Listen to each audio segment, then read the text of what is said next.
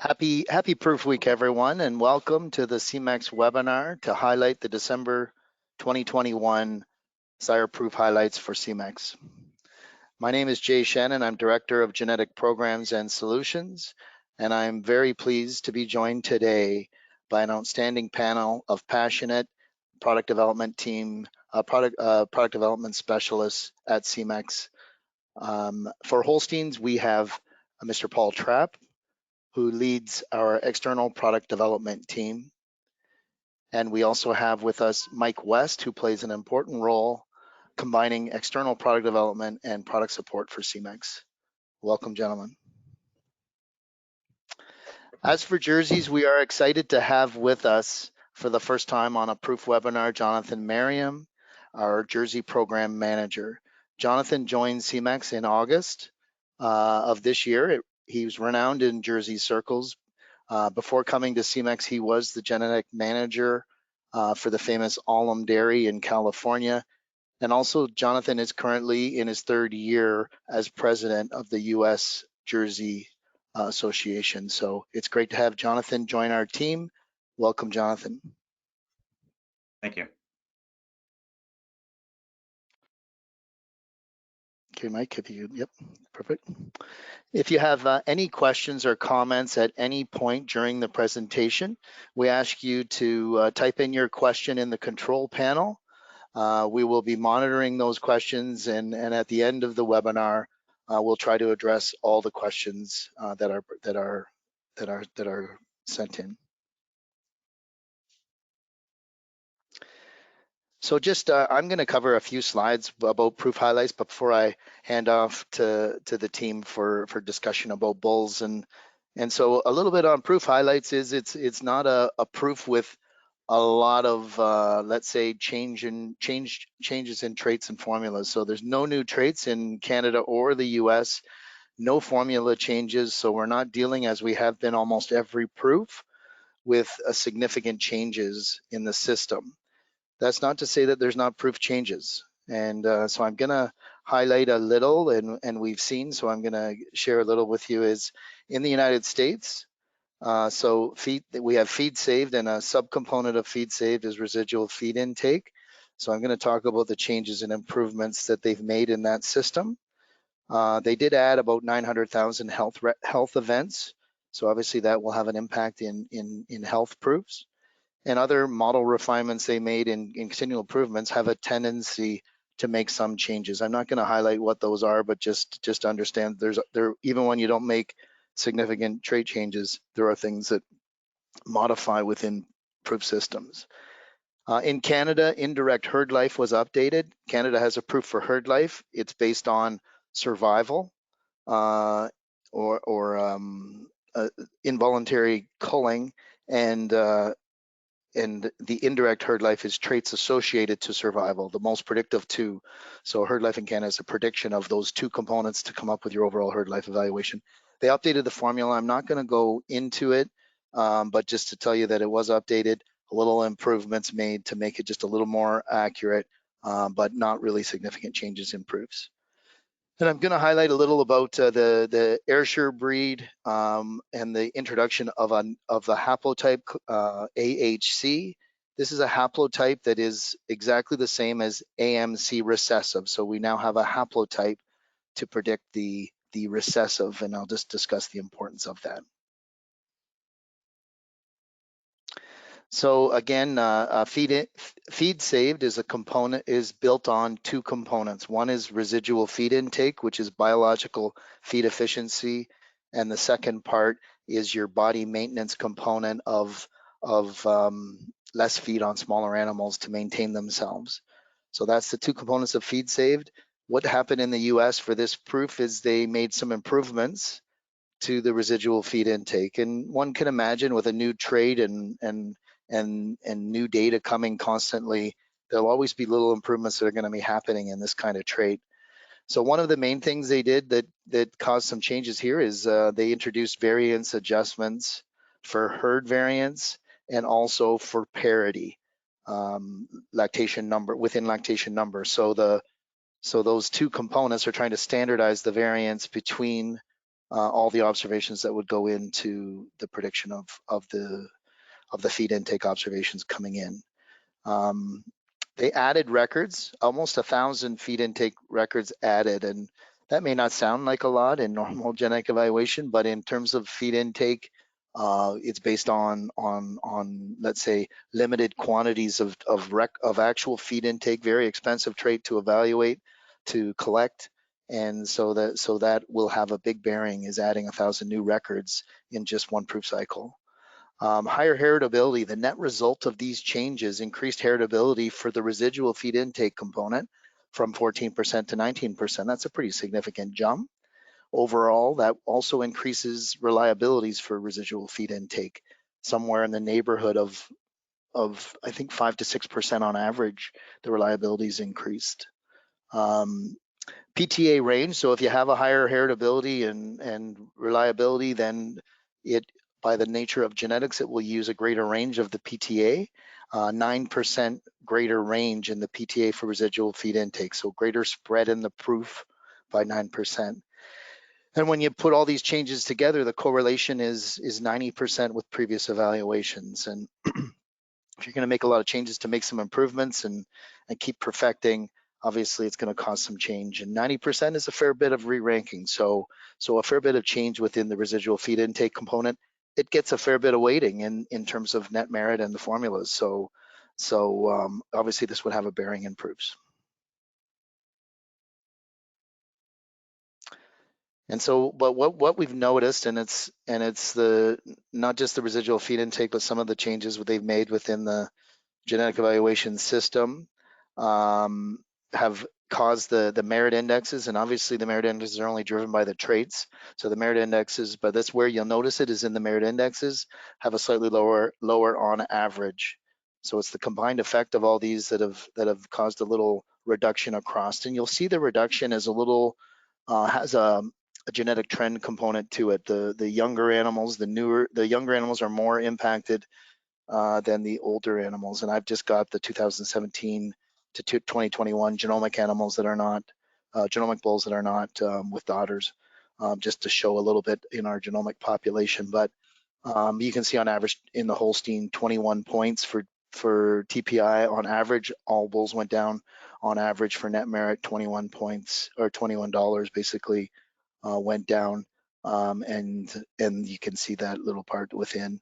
On the Jersey side, the JPI is, is only -1 overall. Now it's a lot tighter squeezed scale compared to TPI, but you do see a little more in terms of the cheese merit, -$6 on cheese merit. Again, a little more squeezed than net merit in the Holstein population, but somewhere upwards to $8 cheese merit dollars on average.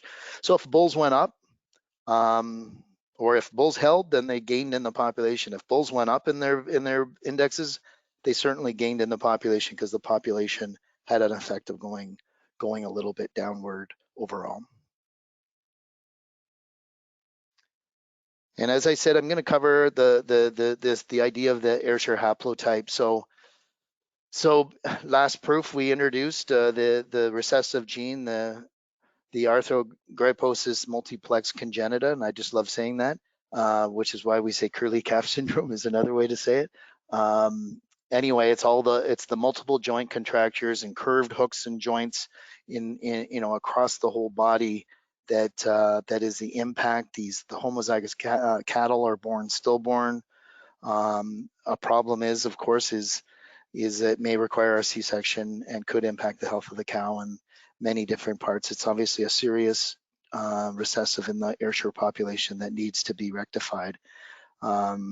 So what Semex did when we tested and discovered what the gene was, we shared it with the population. The Ayrshire global world was generally unaware of it, meaning it was news in basically all circles of this recessive. So Semex was the only one that tested our animals. We shared the results with Lactanet and CDCB. The nice part is CDCB researchers, or the USDA researchers as part of CDCB, they looked at all our gene results and looked at haplotypes on the genome and discovered the haplotype that reflects the gene. In other words, just like other things, we don't typically have a gene and then a haplotype. They have a haplotype when they don't have the precision of the gene typically. So the nice part of a haplotype is you don't have to test for it separately. It comes with Elevate. So you genomic test your female, you get this as part of it. Breeders can use it for female selection. So if you're going to be able to effectively eliminate from the population, haplotypes where it's going to be, and optimate for mating decisions to use your bulls properly, gives all the tools to those breeders to eliminate this recessive. Of the 150 plus animals that we gene tested at Semex to date. So just to give you a bearing, oftentimes a haplotype is about 95% accurate, meaning 1 in 20 could be a flip if it was gene tested. So we have 150 animals that we've gene tested, and we have the haplotype, and it's 1-to-1, 100% correspondence with the haplotype. And that's, I'm a math person. If you test 150 random like that and then you have none, it's probably really close to none, or essentially no conflict ever. That won't say there won't be a crossover at some point where the haplotype won't reflect it, but at this stage, the haplotype's a perfect test for AMC, and breeders ayrshire breeders should use it actively. Go ahead, Mike. And so with that, I think that's my last slide, and I'm going to hand over to Paul and Mike to take us through the Holstein news. Thanks, Jay, and a great summary of the changes that happened in an exciting proof round. And Semex saw a lot of excitement with the results of our bulls, not only here in Canada and the US, but around the world. Semex is a company that's very much a global company. We sell to over 80 countries around the world, and because of that, we have to have a very diverse program in our product development and the way we sell and our solutions as well. We need to make sure we find global leaders in multiple systems and develop those through our genetic lines, and try to put together genetics that work for you as salespeople and you as breeders and customers around the world. We saw some great success here in North America. Some of those highlights we'll talk about a little bit more in depth in the US with Pursuit, Canada with Alcove, and some of the genomic and Jersey highlights as well that Jonathan will touch on here shortly. And Paul and I will go through some of those Canadian US proven highlights as well. But overseas and in Europe, we saw great results in the UK. We saw the #1 type sire in Attico Red come out again as the #1 type bull in the UK. We also saw West Coast Yamaska come through as the #1 domestically proven PLI sire in the UK, which was very exciting for him to achieve that for breeders there. A new release bull in November, he was released as Jimtown Nashville, holds down the #1 genomic type spot in the UK. And then over in Italy, a growing market for us, an important and established market that continues to grow. We saw success there with some sires as well, both on the genomic and proven lists. West Coast Perseus comes through as the #1 PFT sire in Italy. Perseus has been a bull that's been very popular for us in many parts of the world, and is certainly going to be driving forward in Italy for the breeders there. On the genomic side of things in Italy, Progenesis Royal Flush received the #1 PFT genomic designation this time. The Royal Flush calves have just started to hit the ground here in North America, and we're excited to see some of their genomics coming back. And of course, Walnut Lawn Sidekick, a type specialist everywhere around the world, comes through as the #1 type sire, not only in Italy, but also here in Canada as well as #1 confirmation. So some great successes, a lot of #1s there. But I want to turn it over to Paul. Paul, I think you've got an exciting bull to talk about as a very exciting #1 to discuss. Thanks, Mike. Certainly a pleasure and an honor to be with everybody. And as we close out the 2021 year, it's exciting to end on a high note when you look at the proven daughter list of bulls and find the #1 bull, Pine Tree Pursuit, at the top of the list. He combines a good, exceptional pedigree, high genomics, and daughter data to debut as the #1 TPI bull at 29.22 on his GTPI. This is his highest ranking ever. This is the highest that he's been. So he's confirmed he was a good genomic bull, a very nice genomic bull, continued to do well over time, and now with his daughter information is confirmed as the #1 sire in the proven world. This bull combines high production at over 1,500 pounds, a nice combined fat and protein with his plus percents, and a nice over 1 point on type. Very good on productive life, a bull that ranks well on feed efficiency and is robot ready with a very low cell count. As you look at the cow family behind Pursuit, he is an IMAX son that's backed by 10 generations of very good and excellent cows. Not just any cow families behind him. He's backed by the Rudolph Missy cow family. Rudolph Missy herself was the global Holstein International Cow of the Year back in 2014. Icons of our breed such as Mogul, Super Sire, Silver, and Ballisto have come from this cow family and have been proven around the world as customer satisfaction global sires of sons, bull mothers that have done extremely well. And the modern take on that is Pursuit. You look at his volumes of milk, he's high milk, he's great on components and a low cell count. You talk to the people in the field and look at his linear. They're balanced dairy cows with some width and substance with a nice udder shape, good udder quality that spells volumes of milk. As you look at the information, and I sorted through our proven sires in the industry, he's the only bull that I could find in the industry that's over 1,500 pounds of milk, plus on components, 1 point on type, and plus for DPR. The only bull that can be of the modern kind, making wide-chested, strong, balanced cows, produce high volumes of milk with plus on DPR. As we look towards the next generation, Mike, we look at, what sons do we have in the system? What Pursuit sons do we have? And yes, we did use Pursuit as a mating sire, and their list will show there a dozen different Pursuit sons that we do have semen available on. These bulls have 9 different maternal grand sires. That's one thing as a team we can balance bulls, but also provide you with a pedigree diversity. And this group has none other than 9 different maternal grand sires. If you're into averages, this group averages 2860 on their GTPI and over 866 for net merit. When we look at the brands of these bulls, 5 are A2, and just following in their father's footsteps, just like the old man, 9 of them are robot ready. 11 out of 12 are positive for fat percent, and all 12 of these bulls are positive for protein percent. 10 out of the 12 on this list are over a point on type, and all 12 of these bulls are positive for foot and leg composite. They lower cell count and are positive for DPR. So following in the old man's footsteps, he debuted with a great proof day at the #1 TPI position. A great way for us to start off our discussion on details of bulls today. Mike, you're going to talk about our old friend Alcove and how he had his day in Canada. Yeah, thanks, Paul. It's certainly a great way to start our bull presentation with an elite sire like Pursuit, and want to follow right along those same footsteps and highlight another #1 for us in the West Coast Alcove bull. No stranger to really anybody probably on this call, and certainly no stranger for us. This is the second round for Alcove being the #1 proven LPI sire. Alcove was a bull that originally was a high-ranking genomic sire, so for him to come through with this proof, solidify that reliability and hold down that #1 spot at 185 points higher than any of the competition is quite remarkable. Alcove's a Duke from an 88-point MVP and then an Epic. He's bred by our partner herd, West Coast Holsteins here in Canada. West Coast is a big part of our product development program, and we certainly are proud for them and for Semex to have Semex call home to West Coast Alcove. Alcove himself's been able to have sales in over 30 countries around the world, both in conventional and sex semen. He continues to be an extremely popular sire. And the reasons for this is he ticks those boxes that so many of us are looking for, that he ticks the A2 box, a growing market segment that so many of us are looking for.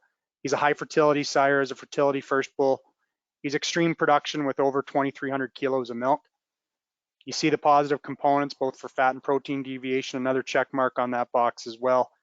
And he has that balanced conformation of +10 for conformation with strength, width, cows with width and power from end to end, wide in their pins, low in their pins. They're cows that have that comfortable set to their leg. And they're the cows that udders are gonna age and last for a long time. As we watch the Alcoves develop through their first lactation and start to dry off and get ready for that second lactation now, we're really impressed with the way they've developed, and the breeders' comments from them keep coming back to us about how happy they are with their Alcoves and how profitable they have been as a group of cows. So great to see Alcove in that #1 spot, but what we really like to see is his influence coming through as well, that we see Alcove not only influencing us through himself, but we see his sons having an impact for us now as well. like I said, Alcove was a fairly well-ranked genomic sire, and we did use him as a mating sire to a certain extent as a young bull.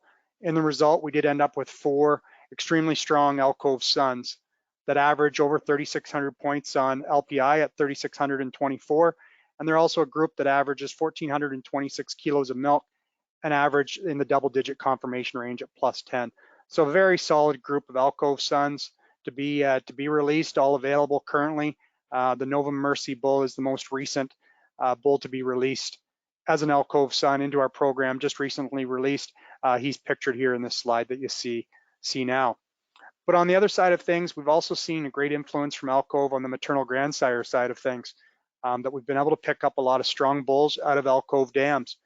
Currently, we have 5 bulls out of Alcove dams. We continue to work with Alcove females in the field and hope to see this number increase because of the positive impact a bull like Alcove can have.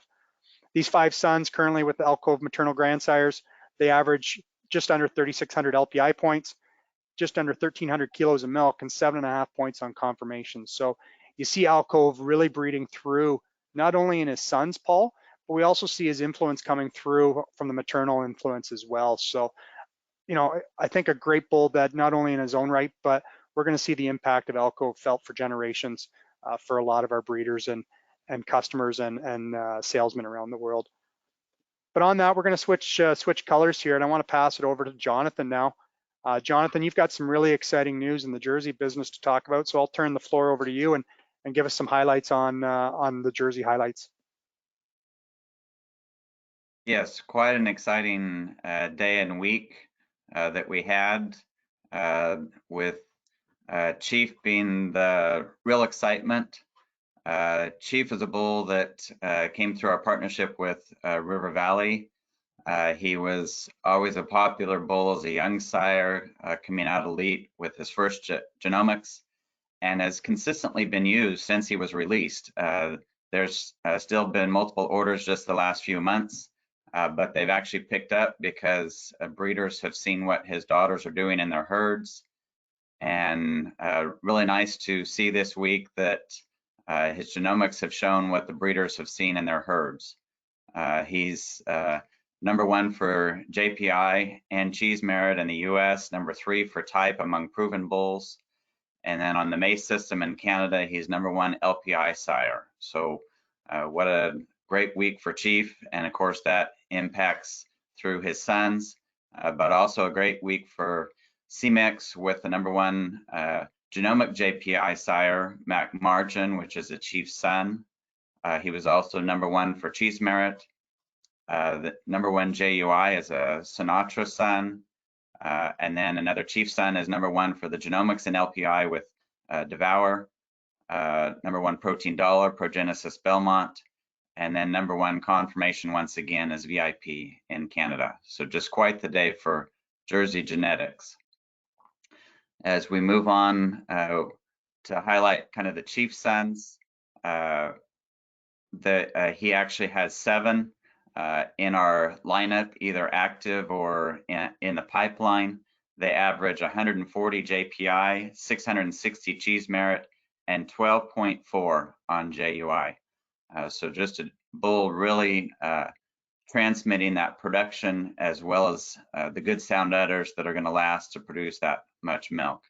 The top son that's currently available is Spiral at 147 GJPI, 727 cheese merit, 1,300 of milk, 110 CFP, 1.9 on type, and 12.6 JUI. Very similar to his sire, high production from good udders and good type. A few more Chief sons, just to highlight, mentioned Devour and his ranking on the LPI list, but also strong in the US as well at 144 JPI and 667 cheese merit. And that 2079 on LPI and over 3,000 protein dollars. Mudbug is another bull available with his US proof at 136 GJPI and over 650 cheese merit. and then another LPI leader in Canada, a chief son out of a Premier, and Lencrest to be famous, just right behind Devour at 2071 LPI, 11 on confirmation and 11 on memory system. So Chief is having quite the impact in his daughters, now through his sons, and we'll see through his grandsons as well, both through the paternal and maternal lines. Semex had quite the day for cheese merit. As you can see here, with Mac Margin, Chief's son, leading the list at 868. Then Vieira the Boss, a Chief grandson, got made son, ZZ Top, Biggie P, so a polled bull that will be able to be activated here. He's approaching a year of age. We'll start with him soon.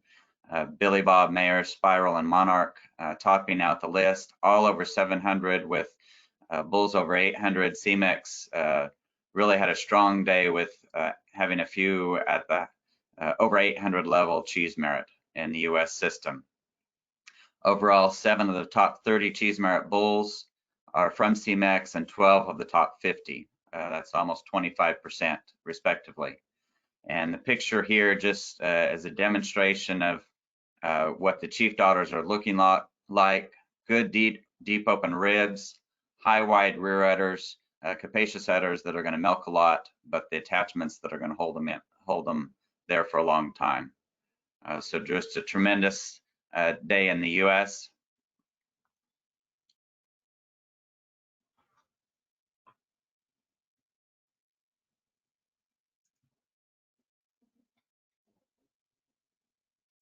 Canada also, we did well with 6 of the top genomic LPI sires. As mentioned before, Devour is number 1, To Be Famous number 3, Lightning at 4, and Honeydew at number 5.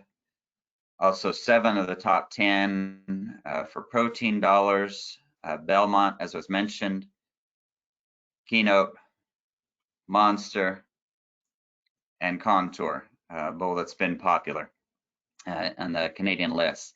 Also, the number 1 proven LPI and protein dollar sire, Vivaldi, he's been on that, topping that list for quite a while.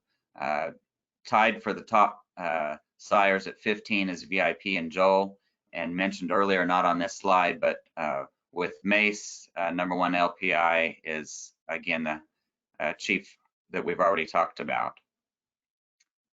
By way of young bulls in Canada, Choco Chip continues to be a popular young sire, actually tied with VIP at 15 for confirmation. He's a VIP son out of the Avonlea Premier Chocolate Chip, excellent 96 cow, World Day Expo champion. As you look at his breakdown, you can see that where that type is coming from. 15 overall on confirmation, 12 mammary system, 13 feet and legs, and 11 on dairy structure. Just quite the young bull, very popular and in high demand, particularly in show herds.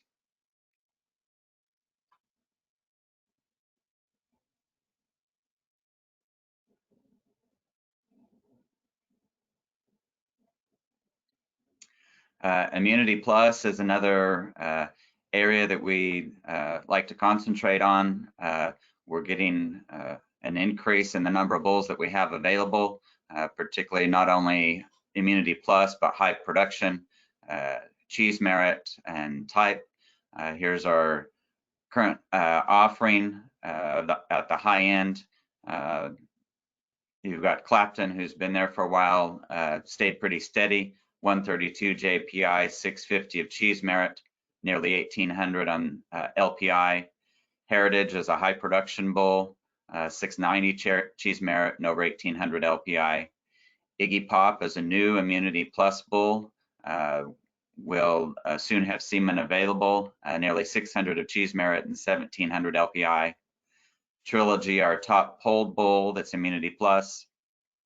And then Mercedes, Madrid, and Manifest, all through our River Valley partnership, bringing in that immunity plus that more and more people are looking at as they look for sire selection and able to increase the health of the herd naturally through genetics.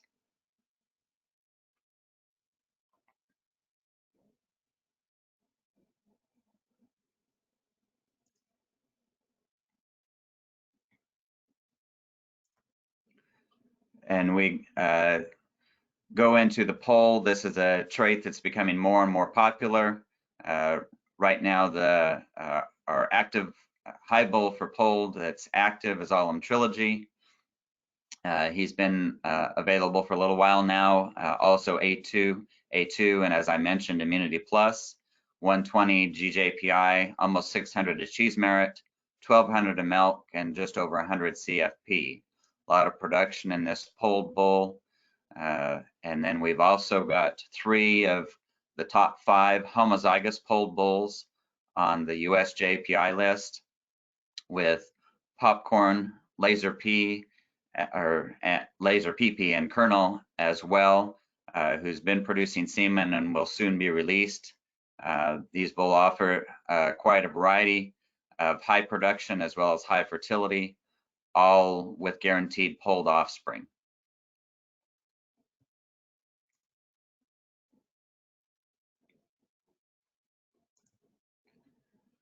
And then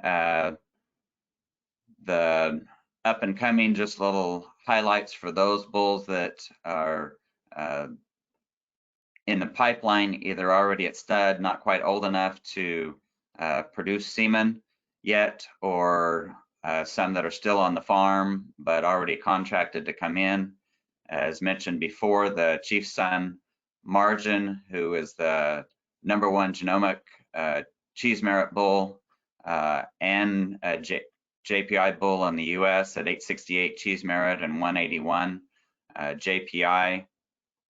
And then those still at the farm, 2 exciting ones that are both polled, Dynamo and Dumbledore. They actually are out of Spiral, so they're grandsons of Chief, and from a Listowel P dam, who's homozygous for polled.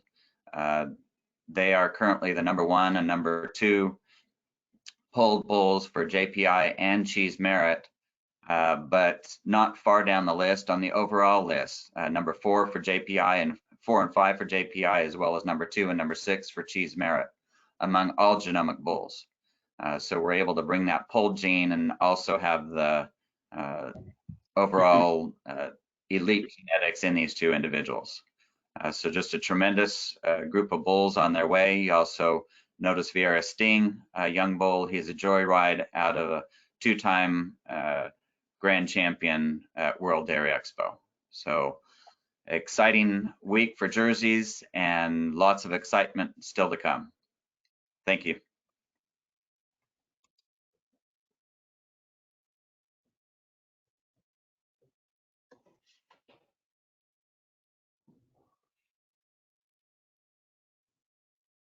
Great, thanks, Jonathan. Now we'll switch back into some Holsteins, and Paul, why don't you tell us a little bit more about, we talked about him last time, but had a great fall season, I think, in Crushable. So I think everybody be welcome to some updates on him. What are you hearing on him? Yeah, the excitement when we brought Crushable in as one of elite Sire to kind of the sires to follow in the footsteps of bull like Sidekick and many of the bulls that have come to Semex in the past. And he certainly lived up to his billing. Crushable came in and was a very popular young sire, and this time got his first full run in Canada and didn't disappoint us. He's double digits for for confirmation at 13, high for mammary systems at 12, and 11 for feet and legs. As we look at his US information, he's got over 260 daughters scored and pushing right at 3.5 at type, which would make him a breed leader for his age. And he's pushing 3 points in udder and 1.5 points on foot and leg.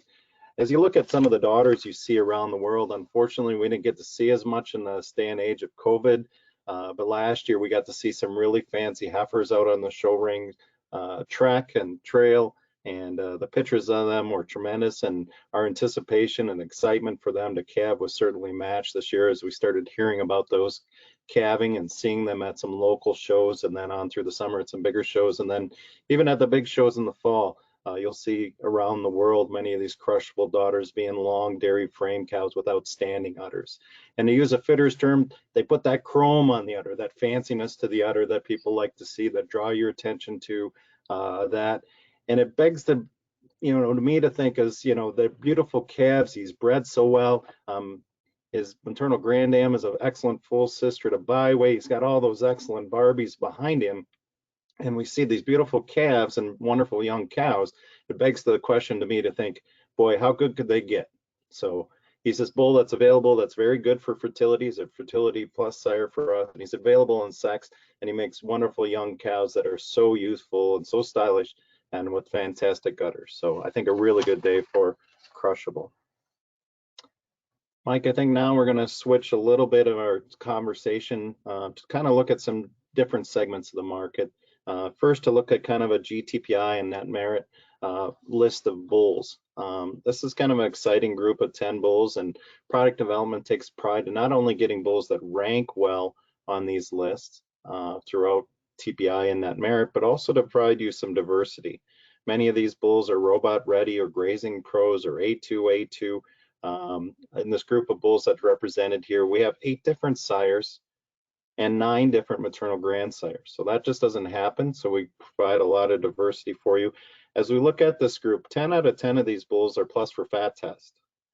10 out of 10 are over point for udder composite, and all 10 of them are over 4 points for productive life. And also, I'd note that 9 out of the 10 bulls are plus for protein percent. As people are looking for making maybe more of the modern type of cow, more balanced in their frames, it's nice to note that all of these bulls as a group, they average almost 1.3 for type and over 1.5 for udder composite. Yet they do that in making frames that are about 1/3 of a point for stature on the average. Now we look at some of these bulls, and 7 out of the 10 on this list are over 250 for feed efficiency. They add set to the leg and also lower rump angle. It's a really neat group of bulls here that average over 29.30 for GTPI and over at 9.30 for net merit. So quite an impressive group there, and bulls that are available with semen to get. As we look at one of our other true and focused market segments, the LPI listing of genomic young bulls, when you look at that list, you're going to find the #1 bull again is Ranger Red, a bull that's been extremely popular for us as a mating sire.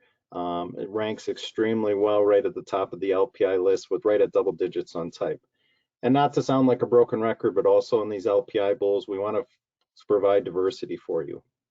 There's 8 different sires represented and 8 different maternal grandsires.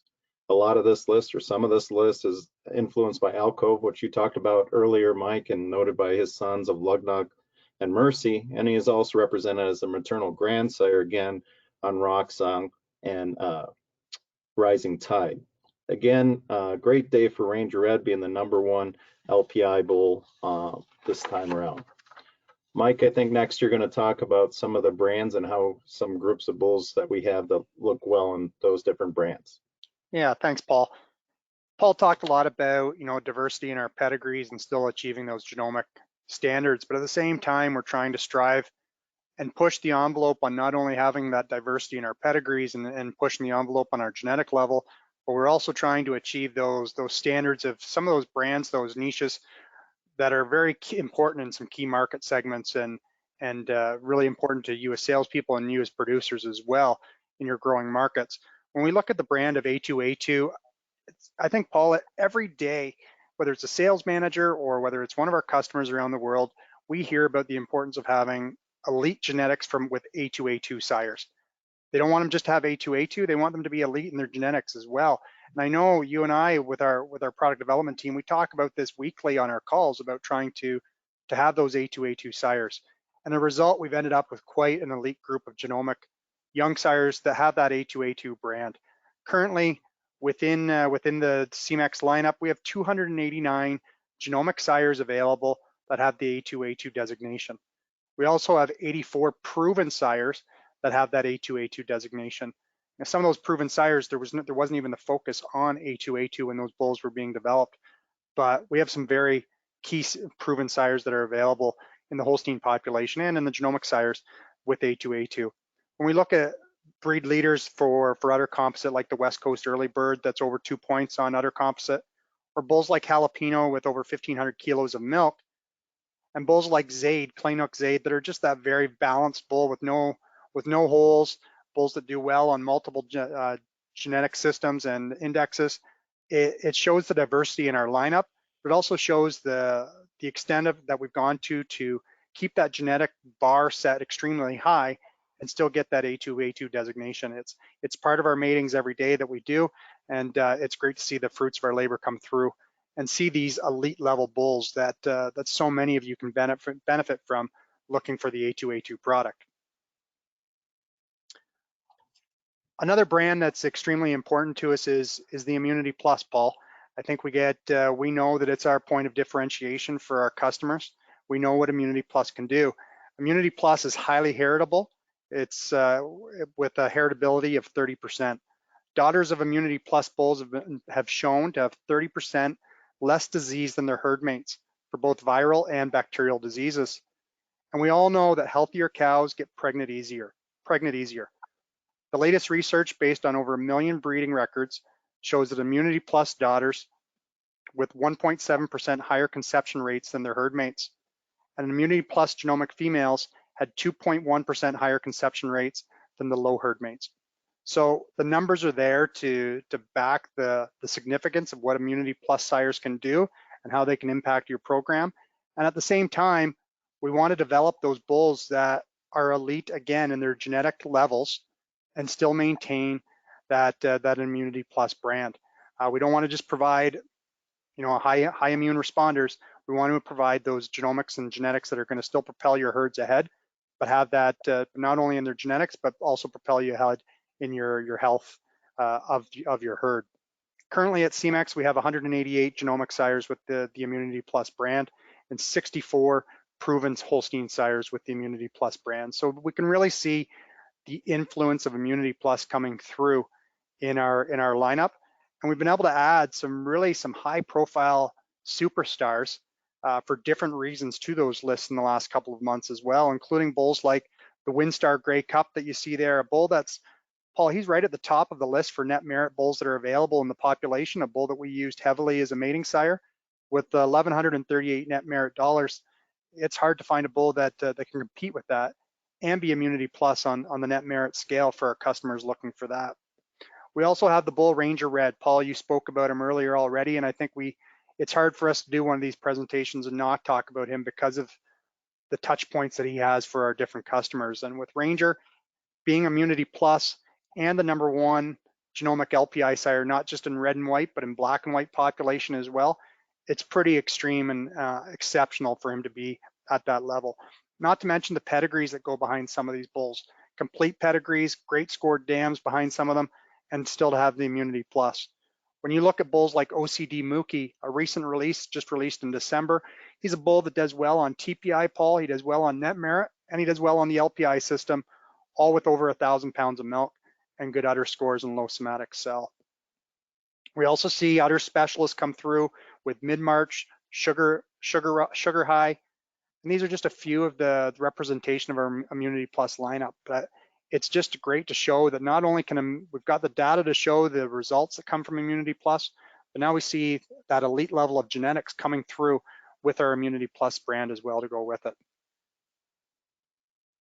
Fertility First is one of our key brands as well.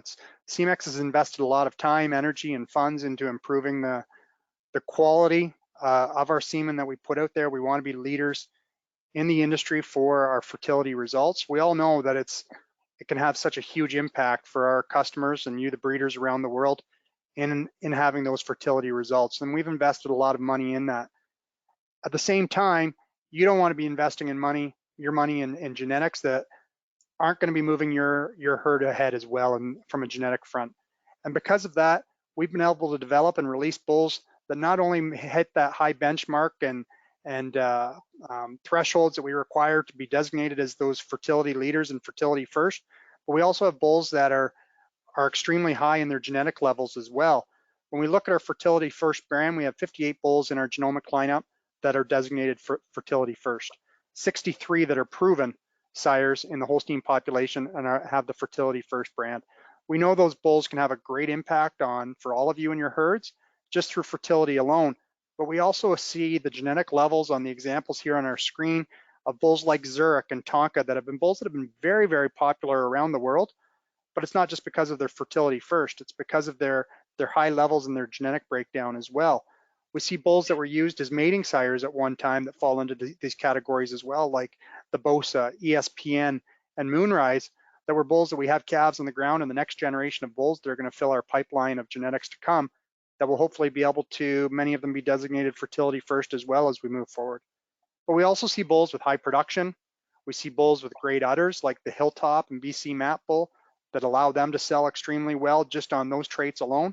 And then we also see the low somatic cell that we put a great emphasis on as well to keep those thresholds low, because we know that can be a killer for many of you in your markets and in your herds if they get too high on somatic cells. So it's just great to showcase, Paul, that not only are we putting a focus on the pedigree diversity, the genetic pressure that you talked about, but we're also focusing on these brands, these things that we think can take our bulls to the next level and do that much more for you, our salespeople around the world, and for you, our customers as well, and just broaden that horizon and give you that next level of genetics. But when we talk about next level of genetics, Paul, I want to talk to you about Fast Start. It's our program to get those high level genetic bulls released into the field, and I'll turn it back to you and talk to us about our Fast Start program and the bulls available. Yeah, Mike, as we prepared for this presentation, this was one thing that I would like to add on that we hadn't talked about, and a program that we're very proud of. And as you take it to your customer, if they've had interest in the past, now is the time. As Mike talked about in many of the brands, he noted many of the mating sires that we had went through that show up on those lists to get the next generation. But our Fast Start program is, I would say, the most breeder-friendly program of its making in the industry. We look at the list of 10 bulls that are available to our customers around the bull world today. Many of them carry the brands that Mike talked about. 4 of them are Immunity Plus. 4 of them are A2A2. We have 2 Red Bulls on our list. And again, along that same thing, 6 different sires represented and 8 different maternal grandsires. So great pedigree diversity. As you look through this list, our product development team, the team at Semex, is extremely proud of this list of 10 bulls. This is a list that's been ingrained in our team for quite some time. We anticipated them coming on and then got extremely excited to use them as mating sires throughout this calendar year. And we're proud to say that we got hundreds of calves from most every bull on this list, and even more of those to be born in 2022. So we're extremely excited and proud of this list, of their diversity, things that they offer as high TPI. You look at a bull like Holy Smokes. I did a sort looking at bulls that are 1 year of age or older. Any bull that you could get with a stud code that's 1 year of age or older, Holy Smokes is still in the top 10 of those bulls. You noted about Graziano and his high net merit level. If you did the same sort, he'd be the number 6 bull in the breed for net merit that could have semen, and you can get him available today. And we've talked a lot about Ranger Red, but one more time to keep with our theme of the #1 bulls, whether it's in Jersey or Holstein or the rankings around the world, Ranger Red is the #1 red and LPI bull of the breed, and you can get them through Fast Start. Again, our team is extremely excited about this group of bulls, the stability of them, the calves that we have to be born in 2022, and we should be able to create the next generation of bulls that are available to our customers, not only high ranking, but customer satisfaction backed by full pedigrees, and making the modern type of cattle that will make our customers extremely profitable into the future. Yeah, that's great, Paul. I mean, I think, like you say, it's an elite group of bulls, and a lot of these bulls we didn't put into the slides that we had before. We left them for here. These are the best of our best that would have made those other slides look even that much better. So a tremendous program, and I think a great explanation of it and the opportunity that breeders have. Well, Jay, I think it's time to turn it back over to you, and you can wrap things up here for us. Well, thanks, and that was great. And so we're going to have a question session. We do have a good 6 or 7 or 8 questions here that we'll try to go through. So just before we go into the question session, I would like to announce a very exciting webinar that's planned for early in the new year on Thursday, January 13th at 1 p.m. Toronto time, basically. We will get to visit Hohen Horse Farms Limited. It's a family-owned dairy owned by some great people, the Wensink family, near Innerkip, Ontario, Canada. They will share with us their comprehensive management approach, driven by owner and manager Cox Wensink, who is the daughter of Wensink. She's a 4th-generation dairy farmer who draws on her engineering and management consultant experience to build protocols and performance benchmarks, from herd health, genetics, calf raising strategies, to labor efficiency and land use management. She taps all of these key indicators to consistently and predictably increase milk production and improve profitability. You're going to learn about their 100 key performance indicators that Cox uses to drive efficiency. So don't wait. Go to cmex.com/webinars and enroll today for this great webinar that's coming in the new year. Mike, I'll go to, so we'll just have the questions and I'll go through them and try to direct them to who I think is to do. So there's a question on the pursuits that was early on when you were talking about pursuit sons and pursuit. Are pursuit daughters milking all from ERS herds? My pursuit daughters are not milking yet. Jay, I can try and field that question. I wouldn't have 100% accuracy with that, but what we're seeing is kind of a change with going to genomics, and that is that the elite bulls are probably used in the breeder herds that we try and make bulls. So I would say a number of those daughters the majority of them probably are from ERS matings on the early ones. But we have to remember those herds are probably not the size they used to be. So probably 20 years ago when we started buying bull, or when I started buying bulls, I was going in a lot of tie stall barns. And those herds that we're buying, or partner herds with us, or that we're using that early semen in, many of those are milking, 500 to thousands of cows. West Coast milks 7,000 to 8,000 cows, right, Mike? And I know they're milking some. Yeah, I think that's a good point, Paul. I mean, they're scattered everywhere, and I mean, even though those ERS herds use them, they end up selling some of those genetics as well, and those daughters, and they got to go on and perform against contemporaries amongst a range of different kinds of herds. So I think while the early numbers are definitely coming from ERS herds, it's not 100% all ERS herds that we're seeing in his daughter proof at this point. And if I was adding onto your comments, I think he has like 47 daughters, if I'm not mistaken, in his proof. So it is an early proof of daughters that likely is coming from there. I mean, as they said, this wasn't a bull that was, sometimes there's studs that will really control and protect and keep daughters only in almost their owned herds and under controlled situations. ERS, we have lots of them.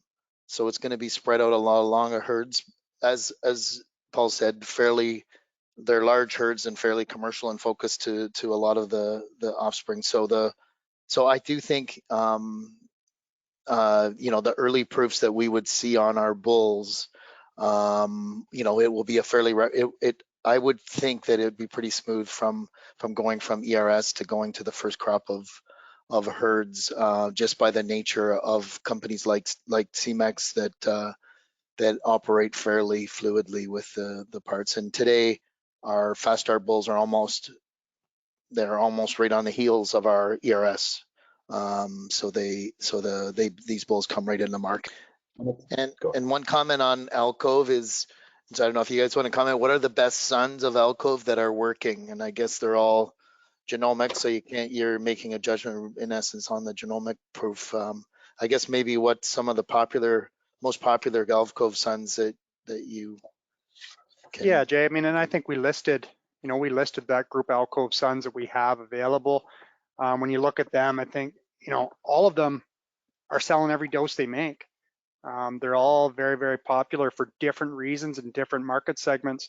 West Coast Lugnut's a bull that he can't make enough semen, that he's extremely high in demand for a lot of different reasons. He's an alcove from a Eugenio. He fits a lot of reasons for going after him. Alma Mater, he does very, very well when you get into parts of Europe, the UK. Breeders really are drawn to him. And the recent release in the Nova Mercy bull, I think is going to be really, really popular. He's just getting rolling and making semen. He's a bull that we bought quite late. He was quite a bit older, but he was a bull we were able to bring into stud after the fact when Alcove's numbers went up. So did this Nova Mercy, and he's a bull out here. He's an exceptional bull himself, and I'm looking forward to seeing him produce some nice individuals as well, because I think I could see him breeding very much similar to what Alcove did. Great. And with the recent changes to net merit dollar that has a lower correlation with other indexes, the question, and I guess it's for Mike and Paul, and maybe it also applies to the Jersey side, so for Jonathan, is how does Semex manage to develop product lines for such distinctly different markets? Yeah, Jay, maybe not an easy question to ask, but it's one thing that our product development team needs to be aware of. We need to provide a product to our customers. They're all different, and we need to look at those indexes and understand of how to get bulls to rank in those, but also be aware of the potential changes those over time. So obviously net merit, we have some straight, what I call straight net merit bulls, and we concentrate on those, but we also look at our net merit bulls and we look at them and try and say, okay, what do we think could do better in this index? So we try and have some bulls that are maybe better for type. And the other thing is some of the high ranking net merit bulls that you see maybe don't have quite as much milk as we'd like to see. So those are probably two areas I would say, particularly to net merit, that we try and add on. And Mike, maybe you want to talk about some of the brands as we look at those as well on these type of bulls. Yeah, I mean, when we talk about these indexes and the way we're trying to produce bulls to fill them, we're looking into tomorrow's solutions as well, and trying to develop a complete package of what we can produce. So when we get talking about the A2 needs and some of those brands that we talked about, it's as much a part of the equation of things when we're trying to develop net merit sires or TPI sires, whichever they may be, is a big part of that equation as well. So it's a big part of our focus. It's a big part of trying to diversify us and trying to get a genetic lineup that not only hits up high on the net merit list, but also has those other designations that are really going to drive the sales on these bulls. Great, and a couple of questions that probably I'll answer, and you guys can comment if you have additions. And I'm gonna interpret this one as in a large dairy we use choice semen randomly, and inbreeding index is less than 4. Is it the right way to improve as we select bulk semen from top TPI and net merit 2 with calving ease less than 8%? So what I mean, so my response would be, inbreeding should be, I'd be careful on inbreeding thresholds personally. I think that we should, and an inbreeding less than 4, I'm assuming, is mating to the herd, and an inbreeding index of mating to the herd. And I like selecting the best bulls, and I like mating them the best way to avoid inbreeding or to control inbreeding. But the one thing is, my opinion is genetics always, almost in all cases, outweighs inbreeding, meaning the depression from inbreeding, you can calculate it, calculates in our mating program and says, look, we can afford to increase the inbreeding level, and we get so much more. A lot of times the selection on traits are hitting the traits that sometimes inbreeding can be a hindrance to. So fertility, we put lots of emphasis on fertility and health, and these are the traits that genetic selection is countering. So, if I talk to top genetic experts in spots, they're not alarmed at inbreeding. And I think that's just one that you just kind of say, look, select the best genetics, let's mate them around our animals and go from there. And my only other advice to the person here is that they've got an inbreeding index less than 4, and sometimes a stud can do that because you don't have a lot of pedigree depth. And then you're actually, all animals kind of don't relate because there's not a lot of pedigree depth maybe in the data they're using. And so I'd also be cautious with sometimes the numbers that would be there. So I mean, I'm one to select the best for sure. Calving ease less than 8 is an old part. Just to remind us, the calving ease on the new scale, it's probably, if you had a calving ease threshold, Mike and Paul would be somewhere around 2% today on the Sire calving ease. If you were wanting to apply a threshold, less than 2% would be 1. And I think it's, you know, it's an important, that start of life is an easy one, I think. And calving ease, I think, is a critical trait, and encourage you there. But I think for the most part, what that person's doing sounds like everything right, and just how they manage that inbreeding is maybe something you want to think about, to not limit you, because you might be doing something that actually is limiting you. Next question is, given the higher heritability of, and what he's talking about here is immunity plus, does it mean that selecting for immunity may be more effective than selecting for HCR and CCR? And it's an interesting comment. I would say it's complementive, is what I would say. As I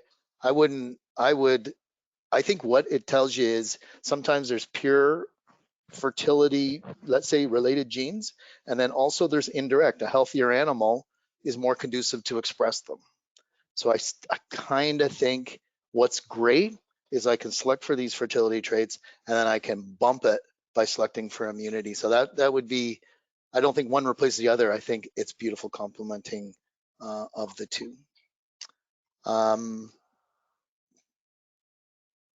I'm going to, I guess, Jonathan, you're back on. So we have a couple of ones that are a little more, that are Jersey. Could a bull like Chief become, how could a bull like Chief become proven and have his proof change by so much?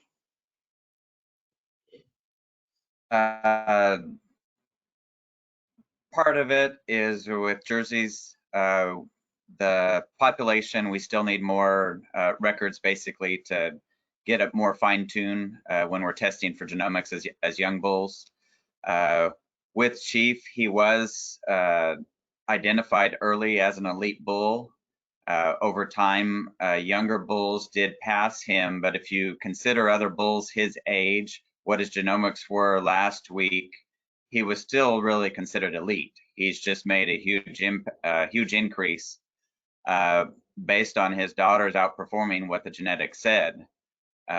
We'll see he may settle a little back down after more daughters come in, but he's a bull we'll know soon exactly what he's going to do because he was used so heavily. But he was identified as an elite bull young.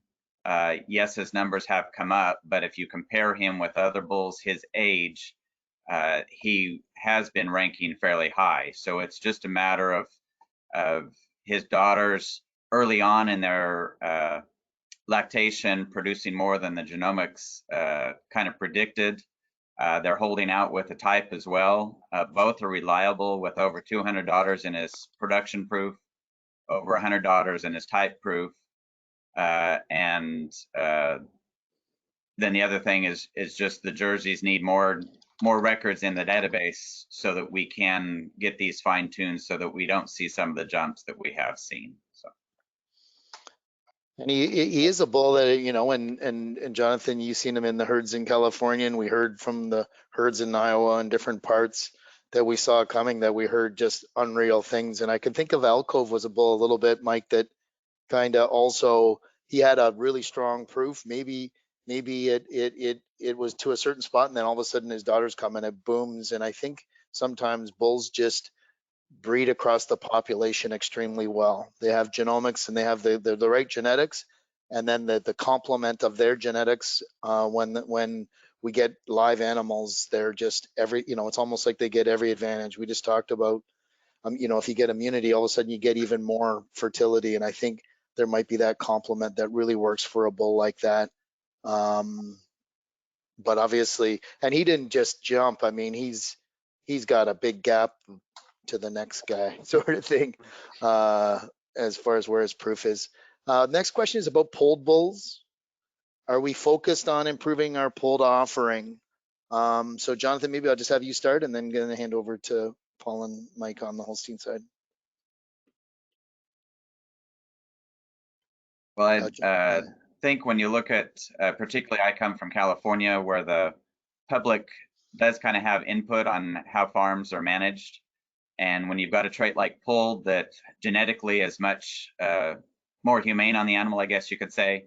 So it's an important trait.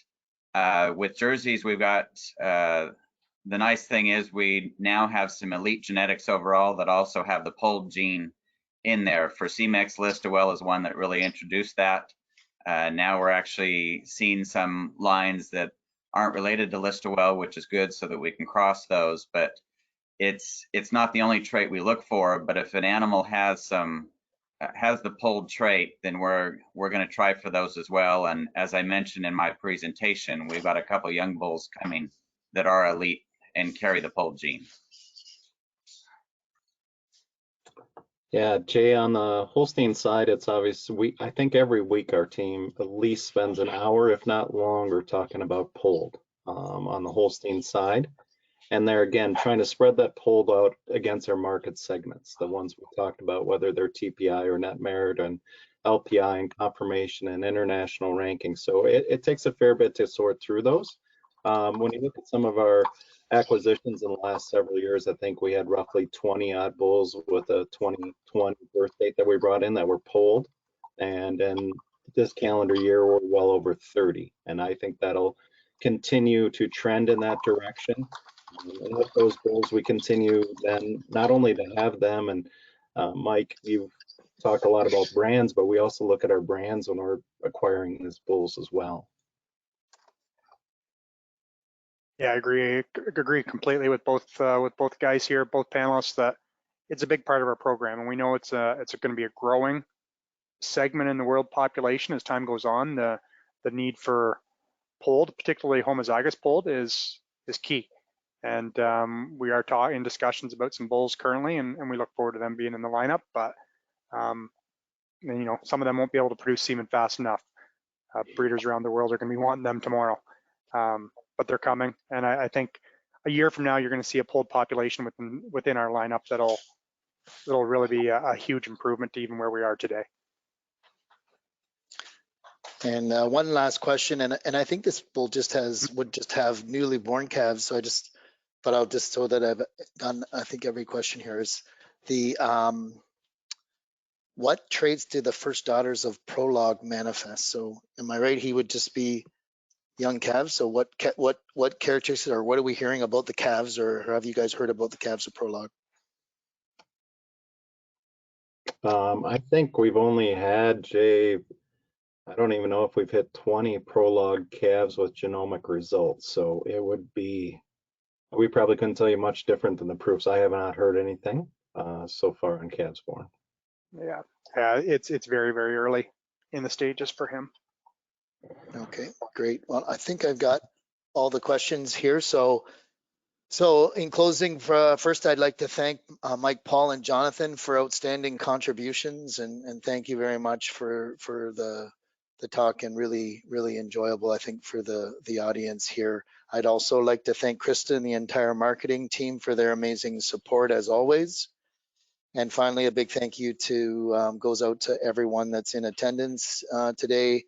Your keen interest in genetics, obviously we love genetics and what we do, and we love the marketplace and what we're trying to produce genetics to supply. And so great to have everyone in attendance.